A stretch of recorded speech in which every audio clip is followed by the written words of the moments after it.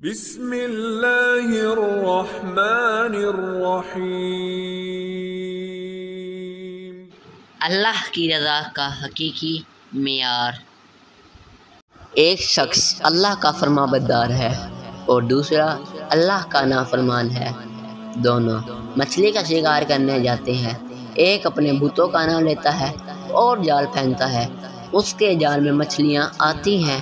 دوسرا اللہ کا نام لیتا ہے اور جال پھینکتا ہے، اس کے جال میں کچھ نہیں آتا۔ کوشش کرتے کرتے شام ہو جاتی ہے۔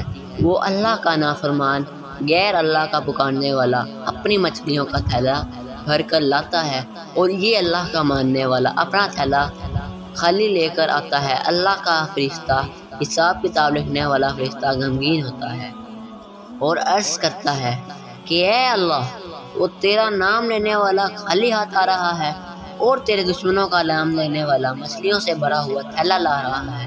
اس پر اللہ رب العزت فرماتے ہیں فرشتے کو، ان دونوں کا آخرت میں ٹھکانہ دکھاتے ہوئے کہتے ہیں کہ دیکھ، جو مچھلیاں بھر کے لا رہا ہے اس کا ٹھکانہ جہنم ہے، اس کے کس کام کی، اور جو خالی ہاتھ آ رہا ہے اس کا مسکن یہ جنت ہے اور اس کا کوئی بدل نہیں ہے۔